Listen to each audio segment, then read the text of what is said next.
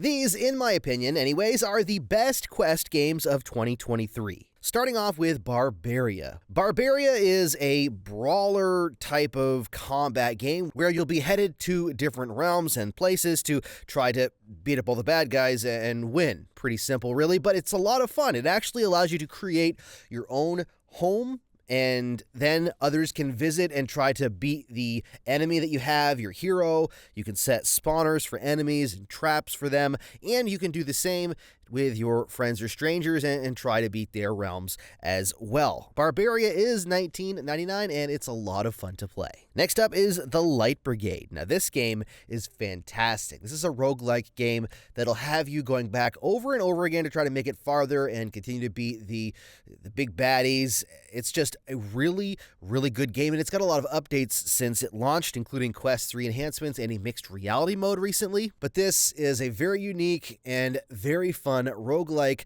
with a lot of really cool elements, including upgrades and weapons and a magic system that uses light, and it's very, very fun. And if you haven't played it, I highly recommend checking it out. The Light Brigade is $24.99. Switching gears here a bit, Ghost Signal, a Stellaris game, which is $19.99, is a really good, well, kind of switching gears. It's a roguelike game, but it's a space combat kind of RTS style roguelike game. This will, again, have you visiting over and over again as you try to continue to get farther and farther. I initially wasn't really a fan of this game, or at least in my mind I wasn't, let me put it that way.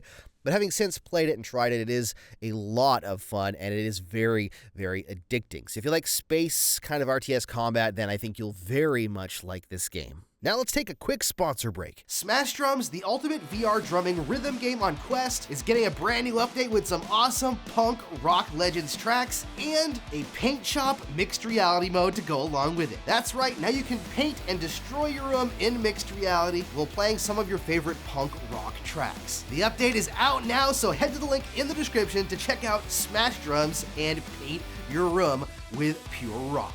Next up, Drop Dead The Cabin, which is $24.99. Now this game is a unique game because there's two reasons that I think it's a fantastic game. Number one is the gameplay is very similar to Call of Duty Zombies, albeit co-op only, just 2 players at a time, but it's got a really cool progression system as you play through the cabin and unlock different areas and new weapons, and it does get harder as you go along, exceptionally harder. But the other reason is it actually has a really cool mixed reality mode for Quest 3 that is called Home Invasion, and it's one of the best mixed reality games out there yet. You set up your space, and then the zombies pour into your room through windows and doors. And it's so much fun and so creepy, and it's really, really cool. That is Drop Dead The Cabin for $24.99. This next game, Breachers, is my ultimate shooter on the Quest. In my opinion, it's probably the best shooting online game on the Quest platform. It is so good, especially when you get on a really good team. This is a kind of Rainbow Six kind of game, sort of, where you've got 2 teams. One is the Breachers and one is the Defenders. They call them Defenders and Enforcers. In this game, you take turns. One person tries to breach the building while the other defends it, and then you swap roles. The tools that you can use, the grappling, the gunplay, it's fantastic. A very, very good online shooter. That is Breachers for $29.99. Eye of the Temple is next, and it's not only the best room scale game of 2023, I think it might actually be one of the best room scale games of all time through the Quest. This will make you feel like Indiana Jones, as you have to set up a space in your room that's about 6 blocks by 6 blocks, I think is what it is. It's about 6 by 6 foot. The recommended space they actually tell you need anyways for Quest for room scale. You'll be actually physically walking around your space, and it does a really good job of making you feel like you've gone a long ways through this hidden temple style location. You will forget that you're not walking long distances the way they do it. It's just really good. Eye of the Temple is $19.99, and I highly recommend if you have space to play it, give it a shot because it's really, really fun. Next up, in my opinion, the best hand tracking game on Quest, and that is Rogue Ascent VR. This is $9.99. It actually had a price drop recently, I believe, and it's a very well-implemented hand-tracking game, which is really hard to do in a lot of ways, especially for this, which is a first-person shooter, a sci-fi one. The way they implemented the hands in this works really well. How you move works really good. It's a roguelike game, and it's got a lot of depth to it. It's a true game, which is not really what you could say about a lot of hand-tracking games. So if you're looking for a hand-tracking game that's unique, fun, and very in-depth with a lot of stuff going on and consistent updates, Rogue Ascent VR is for you, and that again is $9.99. This next game has also gotten a lot of updates and more coming soon, actually, and this is Survival Nation. Survival Nation is it's an RPG. It can be a co-op RPG as well, which makes it even better if you can play online with your friends, but it doesn't have to be. So you can play single player, and it's a really cool game that way too. It's got some story to it. It's got a lot of area to explore. It's got a lot of RPG elements, like true RPG elements that I think that RPG fans will really, really like. Even though it is zombies, it plays very differently than most zombie games on the Quest platform. It's not a scary game. It's not a physics-based zombie game like Saints and Sinners. It's just an RPG that takes place in a zombie-infested land, and it's really fun. Next up, Propagation Paradise Hotel. It might be one of the best horror games on the Quest, just for quality's sake. It isn't the longest game, but it is very, very well done. This is another zombie game, but again, it's unique in the sense that unlike with other zombie games, this will keep you terrified. And it looks fantastic on Quest, by the way. It looks really, really good. Propagation Paradise Hotel will have you changing your underwear if you're not careful, and that again is $19.99. This next game, we're moving away from zombies, but staying with a kind of horror theme, and this is Killer Frequency. This was actually a flat game before it launched in VR.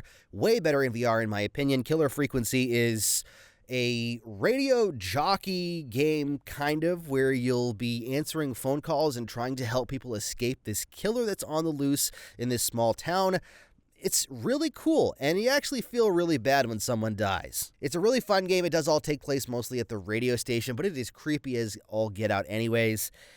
If you like story-based kind of puzzly games that'll keep you on your toes and give you that Scream kind of slasher film feel, then Killer Frequency is for you. $24.99. These next couple are actually sword-based kind of physics battling games. First up, you've got Battle Talent. Battle Talent is $19.99, and it's a kind of sandboxy battling game. At its roots, it's a physics-based combat game with some dungeons and roguelike features, but that's just the beginning. The modding for this game is fantastic, and it is so fun to play when you've got some really cool mods going on. It's a really cool and unique combat system in the sense that it's got some cool locomotion stuff.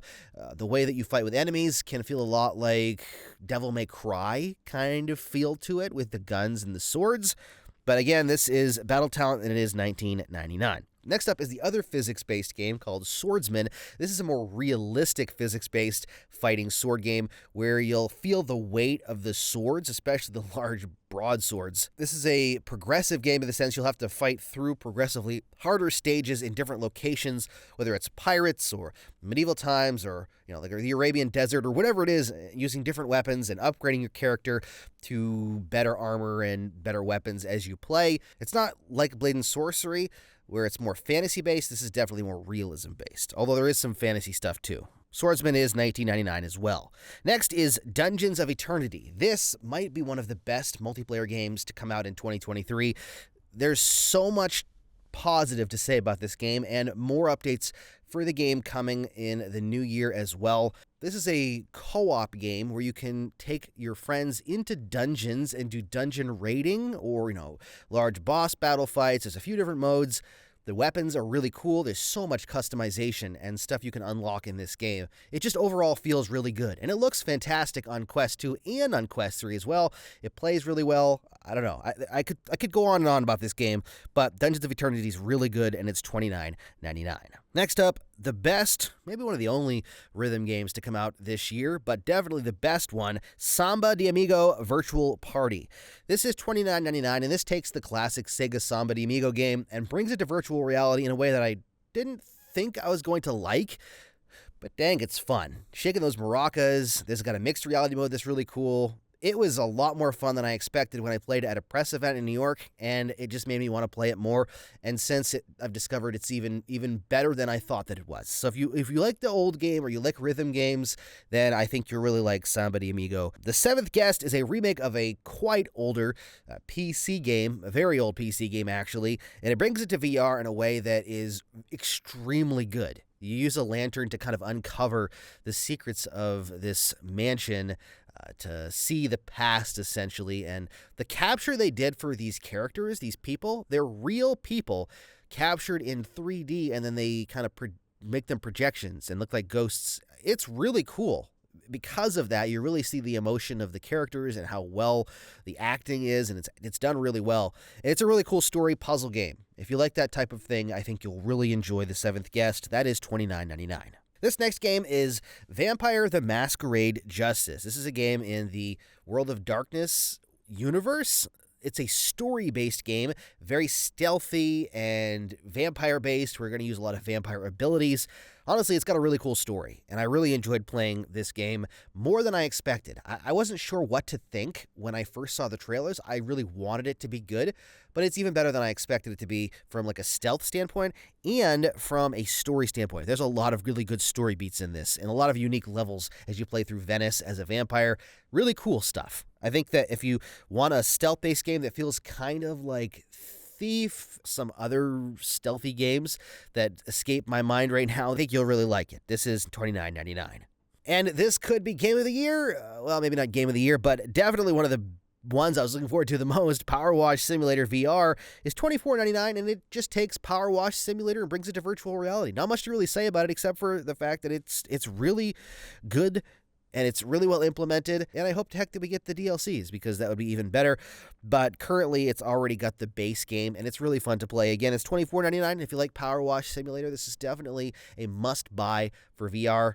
It's so satisfying. Stride Fates surprised me as well. This game is $29.99. This is a story-based parkour game. I actually started playing this and continued playing it, not expecting to enjoy it as much as I did. It's not perfect. It's got some issues here and there, but it looks fantastic on Quest and hasn't even got a Quest 3 update yet, which is supposed to be coming next year, I believe. It's got a really cool story, but the mechanics are what really sell this. Like, the way that they did the parkour feels really, really good and very VR forward, and it's really fun, in my opinion, to play. Next up is another parkour game. This one, though, is an Assassin's Creed game. Assassin's Creed Nexus had to put this on the list because Assassin's Creed is one of my favorite franchises of all time, and this game is more expensive. It's $39.99. But it's worth it if you like Assassin's Creed games, or if you're looking for a true AAA game in virtual reality. I'm talking, this game is actually better than I was hoping it would be, and I had massively high expectations. There's so much to love about playing as Ezio, or as Connor, or as Cassandra in these different settings, and it goes back and forth enough so that you actually feel like you're not getting stale. Like, the environments change enough where you've got different locations, and it goes through time to different places, obviously, with the different assassins. It's just really well implemented. The VR options are really good. It feels fantastic. The story's really good. Overall, a must-have, in my opinion, for 2023. Pavlov Shack also launched, and it was a really, really good free game when it was out there, and it's also a really good paid game. It's probably one of the better realistic shooters. Not as realistic as something like Onward, but it is a very good shooter that's more akin to Counter-Strike than something like Call of Duty, which is more like Contractors. This has got a lot of game modes, it's got a ton of mods you can play, and overall, it's just got a really big community that is a great fun to play online for shooters. Next up, Arizona Sunshine 2. Now, not everyone loved this game. I personally loved the story of the game, especially with Buddy. The one thing to keep in mind with this game, though, is that there is a lot of language in this game. And I'm not talking about like French or German. I'm talking like vulgar language. So I played through it because I planned on doing a review, and I just haven't had the time to do a full review. I also wanted to hear my voice because I'm actually in the end of the game in the last chapter. So keep in mind, this is not a kid's game. This is not a game you want to play if you don't enjoy listening to swearing. I don't enjoy listening to language. In fact, I use a platform that actually takes out the language in the movies that I watch just because I don't care to hear all of it. But I cannot personally recommend this game from that standpoint, but the story is just really good, and it's a really fun zombie shooter game. It is $49.99, which is more expensive, but again, keep in mind what I've said, but it overall is a really good story. Next, Lego Brick Tales is $29.99, and it's really cool. It's got a mixed reality mode, but if you don't want to play in mixed reality, you can play in VR, and it actually looks even better and sharper due to the fact that mixed reality is using more of the processing power of the Quest 3, I believe, if you're playing on Quest 3, and it doesn't look quite as sharp, and the imagery isn't as great for like the Lego stuff. Still looks really good, don't get me wrong. It's great to play in mixed reality, especially if you can sit at a table. There's a few issues like the fact that every time something happens, it kind of resets the scale or location of the diorama. If you could set a static diorama and just put it on the table, it'd be way better. But overall, it's a great game, especially if you love Lego like I do. Again, that is $29.99. Last on the list is 100% my game of the year for the Quest 3. This is Asgards Wrath 2. If you saw my video on Asgard's Wrath, which I hope came out because I'm recording this early as I'll be on vacation for Christmas, I've been playing the crap out of Asgard's Wrath 2. At this time of recording, I'm about 12 to 15 hours into the game, and I'm still playing as the first character and in the first world. And there are several worlds. I think 4 or 5, but I can't remember exactly what it is. I know it's weird to say that it's the game of the year and I haven't finished the game, but at over 100 hours of gameplay, it's going to take me a while to finish it.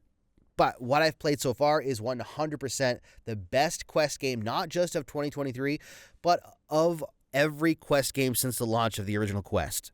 This is the most in-depth VR game I've ever played, regardless of whether you're talking standalone or not, and it's highly impressive it's on standalone. Not only does it look good on Quest, with things like shadows and everything, there's so much to it. There is an amazing RPG system. There is so many different types of enemies to play. It's an open world where you can go and explore lots of different areas.